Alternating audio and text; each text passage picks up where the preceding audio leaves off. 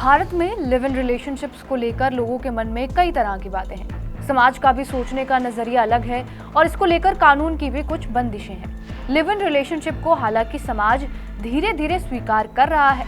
इस संबंध में साल 2010 में सुप्रीम कोर्ट ने एक ऐतिहासिक फैसला भी दिया था। लेकिन उससे पहले इलाहाबाद हाई कोर्ट के उस फैसले की बात करेंगे जो बहस का मुद्दा बना हुआ है। नमस्कार, मेरा नाम है रिया शर्मा और आप देख रहे हैं TV9 digital. Allahabad high court ने कहा कि इस्लाम को मानने वाला कोई व्यक्ति लिव इन रिलेशनशिप के अधिकार का दावा नहीं कर सकता, खासकर तब जब उसका जीवन साथी जिंदा हो। बार एंड बेंच के मुताबिक कोर्ट ने कहा कि मुसलमान जिस रीति रिवाज को मानते हैं वो उन्हें लिव इन रिलेशनशिप में रहने का अधिकार नहीं देता है। हाई कोर्ट ने कहा कि अनुच्छेद 21 के तहत संवैधानिक संरक्षण लिव इन रिलेशनशिप के अधिकार को मान्यता नहीं देगा। कोर्ट ने एक व्यक्ति के खिलाफ अपहरण के मामले को रद्द करने और हिंदू मुस्लिम कपल के रिश्ते में हस्तक्षेप न करने का निर्देश देने की मांग वाली याचिका पर सुनवाई करते हुए ये बात कही है। कोर्ट ने कहा कि दंपति ने अपनी सुरक्षा के लिए पहले भी याचिका दायर की थी।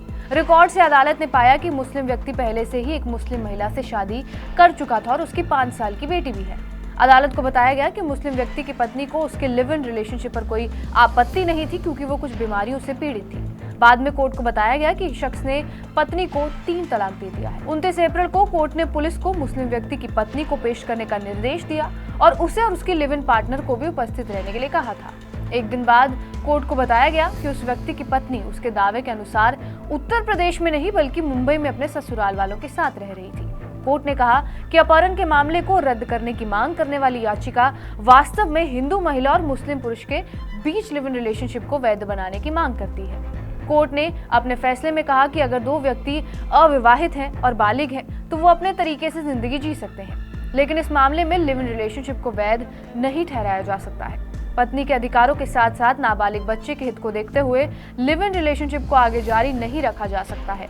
कोर्ट ने पुलिस को निर्देश दिया कि वो उस व्यक्ति की लिव इन पार्टनर को उसके माता पिता के घर ले जाएं और इस पर एक रिपोर्ट पेश करें। कुछ दिन पहले ही छत्तीसगढ़ हाई कोर्ट ने लिव इन रिलेशनशिप को लेकर कहा था कि एक पाश्चात्य सभ्यता है और भारतीय सिद्धांतों के खिलाफ है। हाई कोर्ट बच्चे की कस्टडी से जुड़े एक मामले को खारिज करते हुए ये टिप्पणी कर रहा था। साथ ही लिव इन रिलेशनशिप को कलंक भी बताया था। लिव इन रिलेशनशिप की बात करें तो ये भारत में गैर कानूनी नहीं है।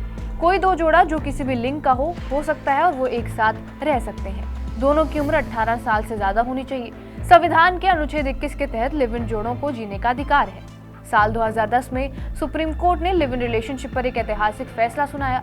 सुप्रीम कोर्ट ने कहा अगर कोई महिला लंबे समय तक लिव इन में रह रही है तो वो हिंदू मैरिज एक्ट के मुताबिक CRPC 125 में दावा कर सकती है। साल 2013 के अपने फैसले में सुप्रीम कोर्ट ने कहा था शादी करना ना करना व्यक्तिगत है। अगर लंबे समय तक पार्टनर साथ रह रहे हैं तो इन्हें हस्बैंड वाइफ की तरह ट्रीट किया जाना चाहिए। लिव इन में रहना ना तो अपराध है और ना ही पाप। हाल ही में उत्तराखंड सरकार ने UCC कानून लागू किया था। इसमें लिव इन रिलेशनशिप को लगभग शादी जैसा बना दिया गया है। मतलब ये कि लिव इन में रहना एक तरह से अब वहाँ शादी करने जैसा ही है। लिव इन में पैदा बच्चे को जायज माना गया है। पुरुष को बच्चे को संपत्ति में अधिकार देना होगा, साथ ही उसका पालन पोषण भी करना होगा। पार्टनर से अलग होने में भी कई कानूनी पेंच है। हालांकि इस कानून को लेकर कई तरह का विरोध है और बहस भी है, लेकिन हकीकत यही है कि लिव इन को अभी तक ना तो भारतीय लोगों ने स्वीकार किया है और ना ही पूर्ण रूप से सरकारों ने। बहरहाल आपका इस वीडियो पर क्या कुछ कहना है हमें कमेंट बॉक्स में जरूर बताएं। बाकी देश और दुनिया की तमाम बड़ी खबरों के लिए बने रहिए हमारे साथ TV9 डिजिटल पर।